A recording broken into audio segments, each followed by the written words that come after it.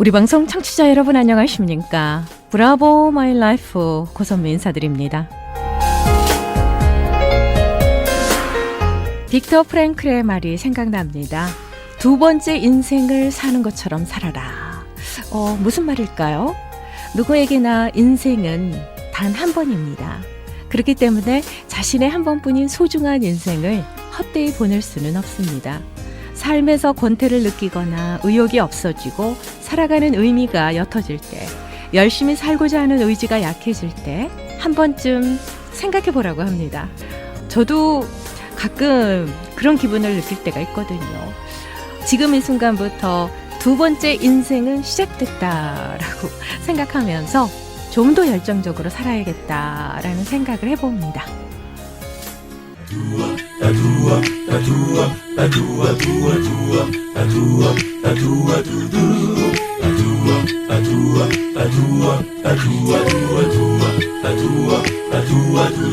브라보 마이 라이프 함께하고 계십니다. 이 시간은 서울 메디컬 그룹 단독 제공입니다. 자, 오늘도 여전히 서울 메디컬 그룹의 재정이사이자 내과 전문의 한경모 박사님 자리해 주셨습니다. 인사드릴게요. 안녕하세요. 네, 안녕하세요. 반갑습니다. 네, 참으로 반갑습니다.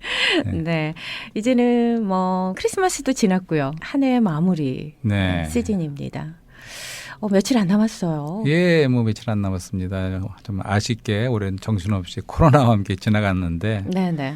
또 이제 바로 또 새해를 며칠 있어 맞이하게 생겼네요. 네, 맞습니다. 그래서 우리가 아침마다 또 새로운 태양이 떠오르듯이 또 한 해 한 번 1년 새로운 해가 또 떠올라서 또 우리에게 어떻게 보면 기회를 주고 또 활기차고 희망찬 또 새해를 맞이할 수 있게 될 것 같습니다. 네. 좀 분위기가 그렇잖아요. 이제 한 해가 다 저물고 그래서 조금 좀 향수랄까 또 돌아보는 또 추억이랄까 또 이런 무드로 한번 좀 해보려고 그래요. 너무 마음에 드는데요. 예. 향수. 향수라고 말씀하시니까 이 단어 하면 떠오르는 게 그 아련한 추억들, 어렸을 때 자랐을 때의 고향, 그런 것들이 떠오릅니다. 친구, 이런. 그렇습니다. 그런 얘기 좀 해보고 싶은 거죠. 너무 우리 좋습니다. 감성을 좀 건드릴 수도 있고. 감성을 터치해 주십시오. 기대하겠습니다. 근데 이제 우리가 이 프로의 이름이 참 저는 좋아요. 브라보 마이 라이프. 브라보가 정확히 뭔지 잘 모르겠지만 하여튼 우리 cheers 했더니 그렇죠. 그런 뜻이겠죠. 맞습니다. My life. life라는 것 정말 생명이라고도 할 수 있고 생활이라고도 할 수 있지 않습니까? 근데 영어에는 그 좀 차이 life하고 living도 있지만 우리는 말에는 생명 생활이라고 하지만 어쨌든 간에 우리가 심찬 생활 그런 제목이 있는데 저는 또 누가 붙여줬는지 이게 시니어 인문학이다 이런 말씀을 해줬어요. 이게 시니어를 위한 프로그램이고 근데 제가 나와서 이제 시니어 인문학에 대해서 좀 얘기를 해본다. 그래서 우선 향수로 들어가기 전에 또 인문학에 대한 말씀을 잠깐 먼저 하고 싶은데 그래서 인문학에 반대되는 말이 뭔가 보니까 자연과학이겠더라고요. 자연과학이요? 그러니까 예를 들어서 우리가 대학 들어갈 적에 옛날에 이과가 있고 문과가 있다 그랬어요. 그렇죠. 나눠졌었죠. 그러니까 바로 문과에 해당되는 게 바로 인문학이고 이제 이과에 해당되는 것이 자연과학이다. 그렇게 생각이 들어요.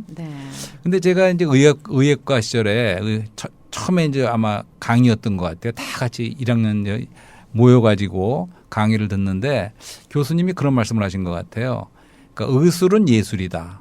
그러니까 medicine is art 이런 말씀을 했어요. 그래서 상당히 인상적으로 남았는데 그래서 그게 무슨 뜻일까 생각해 보니까 사실은 의학도 이과예요. 그렇죠. 그래서 이거는 하나의 과학이라고 할 수 있지만 근데 의술은 꼭 그렇지만 않다는 거죠. 그러니까 이런 자연과학 쪽이지만 여전히 인문학이 들어가는 이제 사람의 그런 그 인문학적인 면도 같이 커버할 수 있는 그래서 예술이라 그러는 것 같아요. 예술은 인문학이죠. 그렇죠. 그래서 그러니까 이것이 사람을 그냥 신체적인 건강만을 관심하는 게 아니고 또 정신적인 건강과 이런 게 아울러서 그러니까 전인적으로 우리가 케어할 수 있는 거라 해서 아마 그런 게 아닌가 네, 그런 생각이 들었어요. 맞습니다. 박사님 말씀 듣고 보니까 정말 몸과 마음의 건강을 위해서 또 이렇게 치료해 주시는 닥터분들이시잖아요. 몸과 마음도 터치해 주고 또 치료해 주는 그런 닥터들이시기 그렇습니다. 때문에 의술은 예술이다. 저는 충분히 공감이 가는데요. 네, 저도 아주 공감을 했어요. 네네.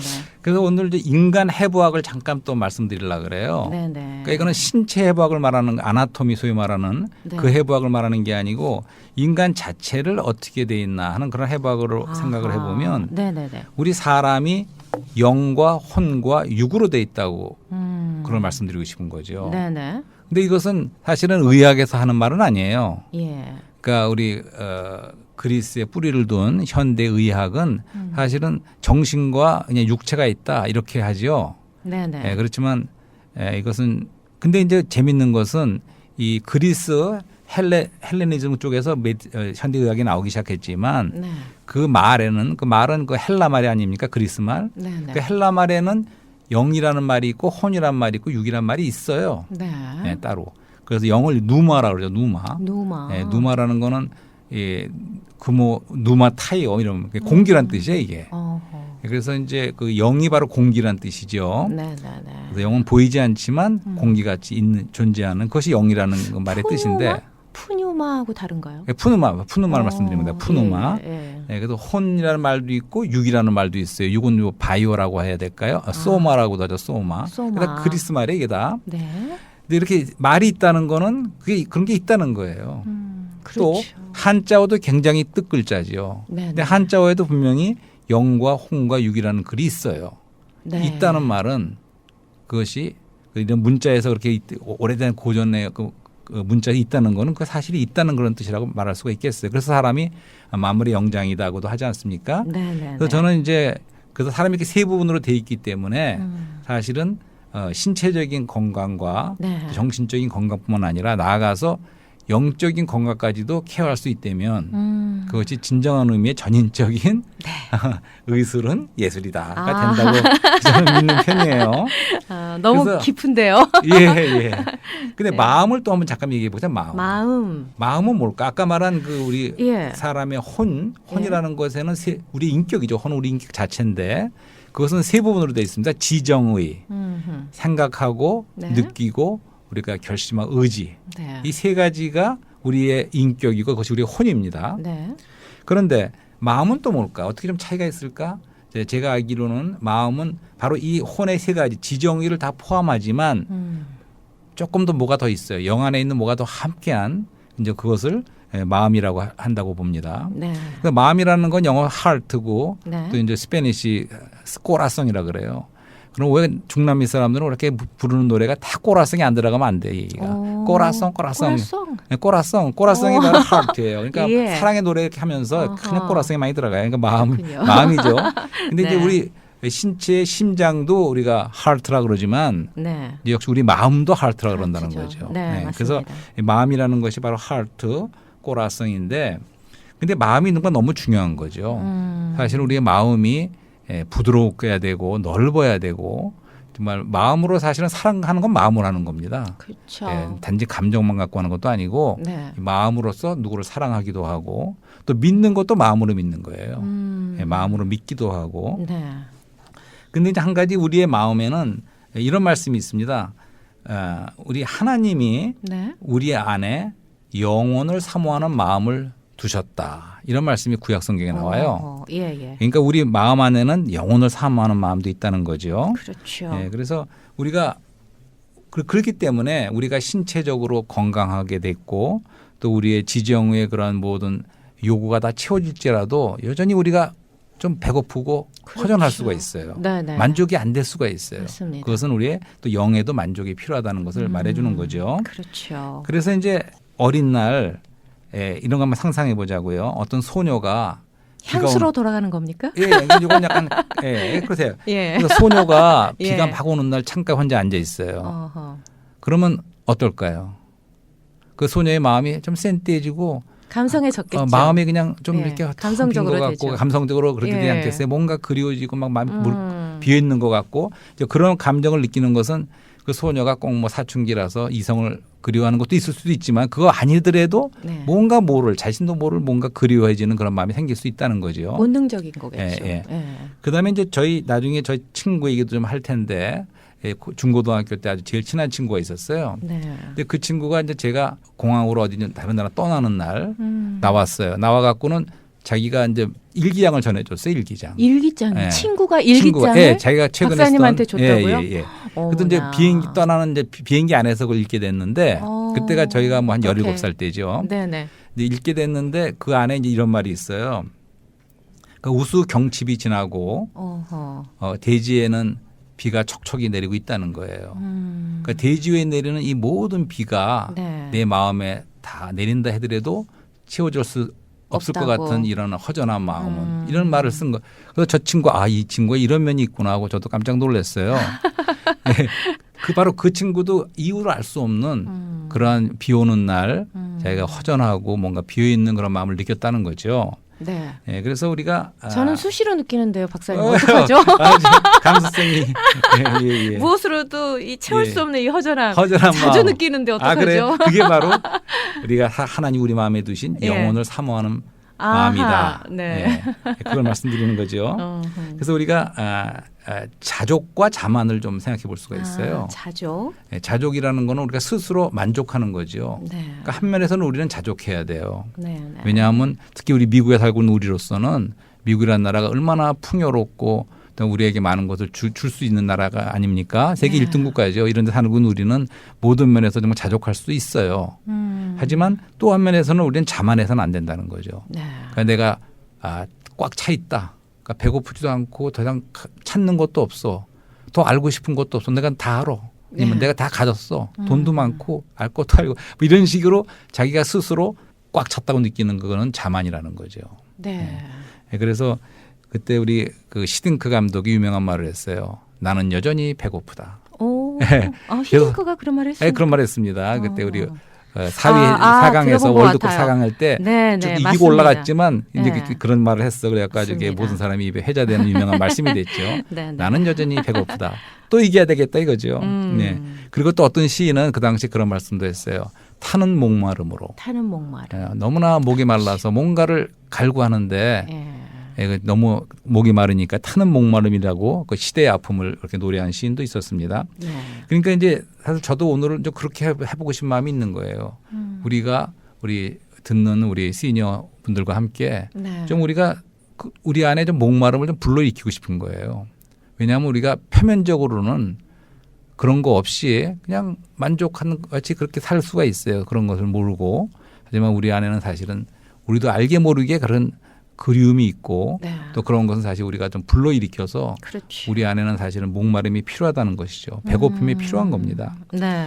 그래서 이제 향수병에 대해서 좀 말씀을 드리는데 홈식. 그러니까 향수는 노스탈지아 우리가 고향을 그리워하는 거죠. 네. 근데 그것이 향수병이 됐어요.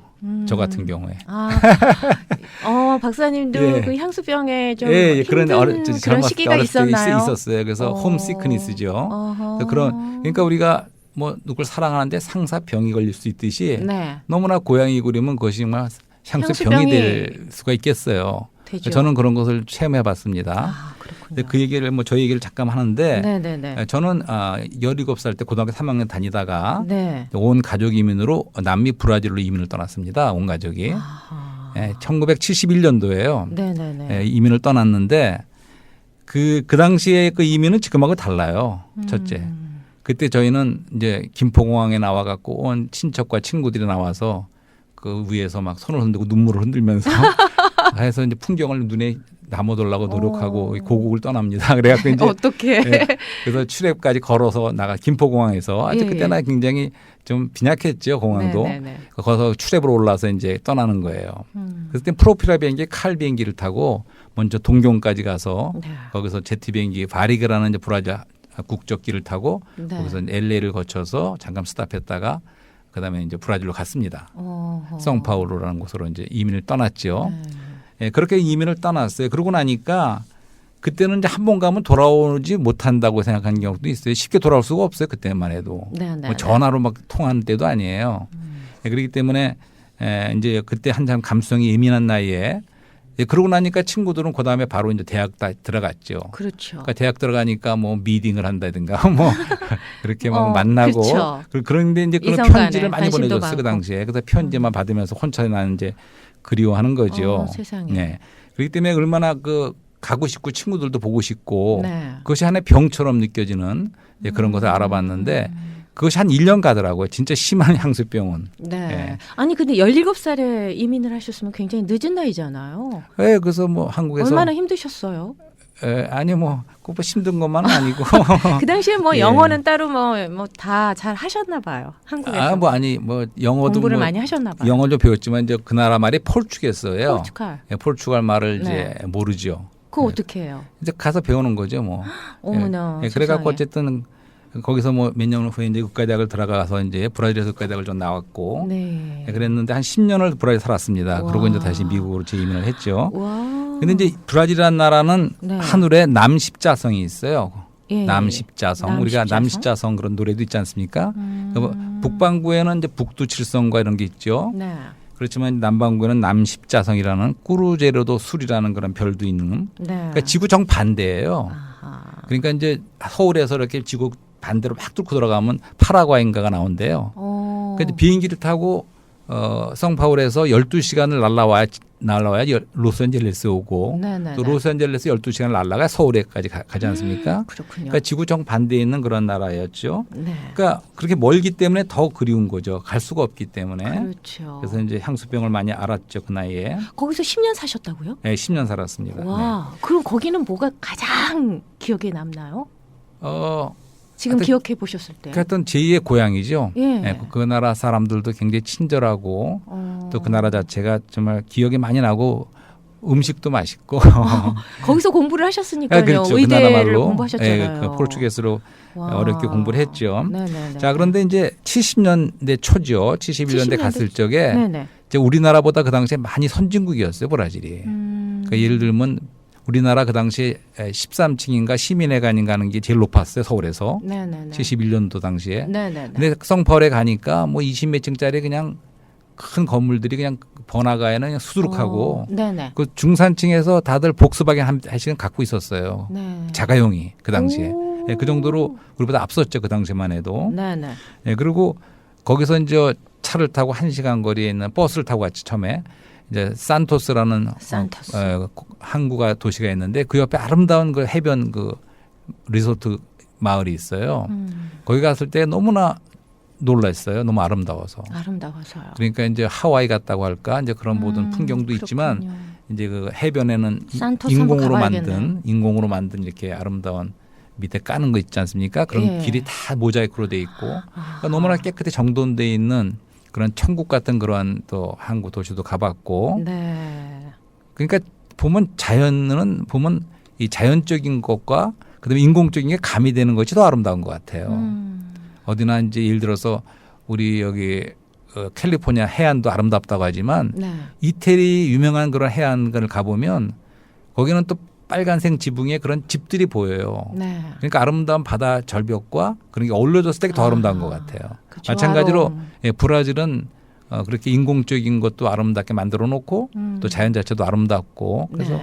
많이 생각이 나죠. 그렇군요. 그래서 바로 성파울 그리고 이제 지금 생각해 보니까 저는 그러니까 라틴 문화에 접해 본 거예요. 네. 그다음에 그렇죠. 예. 그 성파울이라는 도시도 마찬가지. 나중에 유럽을 가보고 그다음에 같은 포르투게스를 쓰는 마카오라든가 이런 데 가보니까 상당히 같아요. 비슷해요. 그러니까 유럽의 모든 타운을 가보면 스페인 같은 데가 더 그렇겠죠. 그러니까 중심에는 그 중심 그 카테드랄이라 그래서 성당 같은 게 하나 있어요. 네. 거길 중심으로 해서 플라자가 이렇게 길이 쫙 나는 거죠. 그런 모든 도시가 그런 식으로 돼 있는 그런 거를 다 보면서 네네네. 그래서 이제 그 당시에 대학교 1학년 때인가 그러니까 이제 저는 그런 컴플렉스랄까 약간 아쉬움이 있었어요. 왜냐하면 한국에서 친구들 같이 대학생활을 못하고 네. 이제 혼자 있으니까 그 외롭고 그냥 그것이 그런 거죠. 와, 향수병이죠. 네, 그래서 네. 철학은 사람을 우리 이해하고 하는데 정말 철학에 대해서 관심이 생기기 시작했는데 네. 그 당시에 이제 한국의 어떤 대학에서 나온 철학 개론이라는 책을 손에 어떻게 쥐게 됐어요. 그래서 철학이 무엇인가 이런 걸 간단하게 잘 설명해 줬는데 그래서 지금 여러 가지 대여섯 가지 철학을 하게 되는 이유랄까 이런 걸 설명한 게 있는데 한 두 가지 정도가 여전히 생각이 납니다. 그 중에 한 가지는 이제 사람이 철학을 하게 되는 것은 자기 자신 안으로 파고든다는 거예요. 네. 마치 뱀이 이렇게 또아리를 들듯이 네. 자기 안으로 계속 파고든다는 거예요. 꼬리에 꼬리를 물고. 예, 그러겠죠. 자기 생각 안으로. 네, 예. 그래서 데카르트라는 사람도 그러지 않았습니까? 나는 생각한다. 고로 존재한다. 네. 이런 식으로 자기 자신 안으로 이렇게 파고들고 생각하는 이제 그것이 철학을 하게 되는 것이다. 이런 네. 말이 있었고. 근데 두 번째로는 이제 구계자라는 말을 하더라고요. 구계자요? 예. 무슨 뜻인가요? 그러니까 대중과 함께 그냥 쓸려갈 적에 그런 사람은 철학하는 게 아니에요. 근데 친구들이 다 같이 10명이 노는데 거기 한 명의 소년이 따로 떨어져 앉아갖고 뭔가 혼자 골똘하게 외톨이로? 생각해요. 그렇죠. 외톨이죠. 네. 구계자고 이방인이죠. 그 사람이. 이제 그랬을 적에 뭐 사는 것은 무엇이고 나는 무엇인가 이런 철학에 대해서 더 생각할 수 있게 된다는 네. 이제 그것이 여전히 기억에 남습니다. 그래서 저도 이제 그 당시에 그 성펄이라는 시가 굉장히 커요. 거기서 한 번은 이유도 없이 버스를 타고 종점까지 1시간이나 가봤어요. 네. 그 종점에는 나를 아는 사람도 아무도 없고 그런 데까지 그냥 가봤어요. 그냥 버스 타고요. 예, 버스 타고. 또 한 번은 그 20대지요. 이제 리오데자네이루를 이제 여행했습니다. 혼자서. 20대 청춘을 다 그곳에 그곳에서 보냈죠. 보내셨네요. 그래서 리오데자네이루는 뭐 말할 수 없이 아름다운 정말 네. 미항이죠. 아하. 이제 거기서 이제 다시 돌아올 시간이 한 5시간인가 남아서 네. 리오데자네이루 꼬빠까바나라는 제일 대표적인 해변에서 이제 해변에 누워서 네. 이제 그러다 잠이 들었어요. 잠이 들어서 갖고 몇 시간이다 저절로 깼는데 깨고 나니까 도대체 멍한 거예요. 내가 누군지, 지금 여기가 어딘지, 나는 누구인가, 내가 누구인가, 어디 와 있는 건지, 이게 현실인지. 철학적인 질문을 막 아니, 마구마구 그러니까 던지시는 한순간에 멍해서 알 수가 없는 뭐 그런 체험도. 진짜로 몰라서. 예, 그러니까 잠깐 동안 그거 경험해 보신 분들이 많이 있을 거예요. 예. 그런 것을 해봤다니. 그러니까 그만큼 우리가 여행을 할 적에는 예. 매일같이 하는 생활에서 벗어나서 좀 이렇게 구계자적인 입장에서 아하. 떨어져 볼 수가 있다는 겁니다. 네. 그래서 그럴 적에 이제 우리는 정말 좀 생각을 해볼 수 있는 기회가 된다는 거예요. 멈췄을 적에 우리가 보이는 것들이 있다는 말씀도 있듯이 아하. 좀 이렇게 멈춰쓰고 매일의 생활에서 단지 채바퀴 도는 생활에서 벗어나서 네. 좀 그런 걸 생각해 보는 기회가 됐다는 거죠. 멈추면 비로소 보인다. 예, 책 맞습니다. 제목처럼. 예, 그래서 지금 사실 코로나 사태이기 때문에 네. 많은 분들이 뭐 여행 좋은 거 모르나? 근데 지금 여행을 못 떠나고 지금 갇혀 있다시피. 저는 너무 좋은데요. 이 근데 말씀만 그게 들어도. 답답하게 느끼는 분이 많지요. 그래서 사실 이제 저 이 쌍파울 얘기 말씀하셨잖아요. 네. 제가 이제 한국에 있을 때 레스토랑 경양식집 이름이 쌍파울이었거든요. 그러셨군요. 예, 현대아파트 예. 거 바로 옆에 예. 그 경양식집이 있는데 저는 그곳에서 친구들 만나면서 많은 그래요? 추억이 있거든요. 그래서 그 이게 생각이 뭔가 잠깐 나네요. 브라질이란 말 자체가 예. 뭐 삼바, 쌍파울. 브라질, 쌍파 이런 말 자체가 예, 예. 우리에게 뭔가 꿈을 주는 그런 게 있어요. 네, 그런 것 정말. 같아요. 자, 예. 향수 하시니까 예, 예. 저는 그 이동원의 향수 노래 예, 있지 예. 않습니까? 정지용 시인의 시죠, 그게. 예. 네, 그 향수가 생각이 나네요. 오케이. 인터뷰 끝나고 한번 들어야겠어요. 향수 저도 좋아하는 그 이동훈과 박인수 그게 예, 아주 맞습니다. 되게 좋은 그런 여기다 틀어주시면- 적어놔야겠네요. 들어주시면 좋겠고 네. 그러니까 이제 우리가 그렇게 구계자의 입장을 취해보는 것은 네. 이제 우리가 참다운 위로를 위해서 좀 외로워질 필요가 있다는 얘기죠. 근데 고독을 그게 쉽지가 즐겨라. 않아요. 네, 그게 쉽지 않습니다. 그래서 저희도 이제 같은 의사 동료들과 유럽을 여행한 일도 있고 했지만 네. 그런 곳에서도 나 좀 떨어져서 한번 좀 외롭게 뭔가 유럽의 그런 분위기 속에서 네. 그러고 싶지만 그게 안 돼요. 사실은 쉽지는 않습니다. 예. 하지만 그것도 정말 필요하다는 거죠. 그래서 이제는 조금 더 뭐 문명적이라고 할 수 있는 얘기도 좀 드려보려고 그래요. 네. 그래서 이제 그게 무슨 얘기냐면 이제 서양에는 큰 정신적인 두 기둥이 있다 그래요. 이게 헬레니즘과 헤브리즘이라고 그러죠. 네네네. 헤브라이즘. 그러니까 헬레니즘은 이제 그 네. 헬라의 그런 사상과 그런 걸 말하는 거죠. 그다음에 이제 헤브라이즘. 네. 이것은 이제 그 히브리적인 그 기독교가 포함되는 이제 네. 유일신 사상에서 나온 그런 시브리 종교, 시브리 사상, 시브리 문학 이런 걸 말하는 거죠. 그러니까 결국은 서양 안에 미국 사람이나 유럽 사람들에게는 뿌리 깊게 이제 그러한 사상과 문화가 있다는 거죠. 네. 그러니까 그리스의 영향을 받은 그러한 사상도 있고 철학도 있고 그다음에는 이제 그 기독교적인 아니면 유대적인 기독교적인 그런 사상도 이제 함께 자리 잡았다는 거죠. 네. 거기다 한 가지 더 이제 라틴, 롬에 관한 그러한 또 문명적인 것도 또 같이 있습니다. 그러니까 이제 그런 아까 말한 이제 브라질이라든가 포르투갈, 스페인, 뭐 이탈리 네. 이런 모든 나라들은 이제 언어도 라틴어고 그렇죠. 또 이제 그런 로마적인 문명도 있다는 거죠. 이제 거기서 오늘은 저는 시브리인에 대해서 조금 말씀드리려고 해요. 시브리인. 네. 그 중에 이제 헤브라이즘 중에 바로 시브리라는 말에서 나왔죠. 그렇죠. 그 히브리인이라는 말을 씁니다. 히브리인. 시브리인. 예. 네. 처음으로 시브리라는 말을 들은 사람은 그 성경의 아브라함이에요. 아브라함. 우선 시브리라는 말의 뜻은 강을 건넌 자다. 예, 강을 건넜다는 뜻입니다. 네. 예, 그래서 아브라함이 사실은 그 바벨 쪽 갈대아 우르 쪽에 살다가 네. 하나님이 부르셔서 이제 유브라데스 강일 거예요. 그게 그렇죠. 그 강을 건너서 새로운 땅으로 나갔죠. 그러니까 그쪽에 먼저 살던 가나안족도 이볼 적에는 아브라함이 강을 건너온 자예요. 네. 그래서 히브리인이다 이렇게 부른 거예요. 그런데 모세도 마찬가지예요. 그렇죠. 모세 때 그 히브리인들이 그리고 히브리인의 하나님 이런 말하면서 모세도 히브리인이라고 불렸어요. 네. 그러니까 그렇죠. 또 의미적으로 사실은 또 모세와 이스라엘 백성들이 애굽을 나와 애굽 출애굽을 해서 네. 그다음에 홍해를 건넜죠. 그러니까 홍해는 물론 바다지만 그걸 강으로 볼 수가 있어요. 강을 네. 건너는 거죠. 네, 그런 히브리인들이 됐다는 것이고, 그러니까 사실은 이 강을 건너는 것은 한 번 건너는 게 아닐 수가 있어요. 우리는 계속 사실은 강을 건넙니다. 강을 건너고 또 건너고. 근데 우리는 태평양의 강을 건너온 사람들이에요. 비행기 우리가 타고. 우리는 이해합니다. 우리는 그렇죠. 이민자들이고 예. 그다음에는 강을 건넌 사람들이고 그런 그래서 의미에서 정말 그렇네요. 예, 그래서 우리는 사실은 모든 우리 이민 온 우리 여기 살고 있는 우리 한국의 이민자들은 이민자들은 예. 우리가 구계자의 어떠함을 좀 이해할 수 있고 그러니까 이곳이 내 땅이 아니고 예. 우리는 고향이 있어. 고향이 있습니다. 그러니까 향수가 있을 수가 있는 거죠. 물론 네. 요새는 제가 말씀드린 향수병처럼 앓지는 않을 것 같아. 네. 최근에 이민 온 분들은 세상이 많이 달라졌지만 연세가 좀 있으신 분들은 예, 물론 향수병이 시니어들 분들은 더 그런 걸 깊습니다. 느끼실 거예요. 그러니까 그렇죠. 향수병도 있고 우리가 이민자라는 게 어떠한 것을 이해한 거죠. 그런 네. 의미에서는 우리는 또 강을 건너온 자라는 거죠. 네. 그래서 우리가 세계화가 돼서 이제는 사실 세계가 하나가 돼서 빨리 왔다 갔다 할 수 있는 그런 때에 살고 있죠. 네.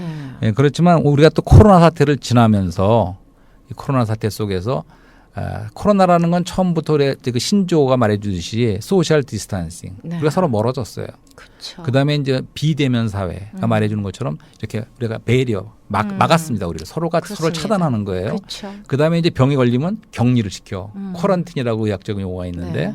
우리 격리시킨 건 소외되고 갇히는 거 외롭게. 그러니까요. 그러니까 다 이런 의미들이 있죠. 네. 그렇지만 우리가 사실 필요한 거는 관계성에서는 더 가까워져야 되고 맞습니다. 우리가 차별하고 차단하는 것이 아니라 우리 열고 함께 네. 교류해야 되는 것이고 그렇죠. 또 우리가 갇히는 것이 아니고 함께 참여하고 뛰어드는 그런 게 사실 필요한 거죠. 그렇죠. 그런 의미로 볼 적에 우리가 어떠한 그 히브리는 강을 건넜다는 듯이 우리가 그런 어떠한 강을 건널 필요가 있다는 거죠. 네. 네, 그래서 우리가 또 이제 제가 지진을 경험해 봤어요.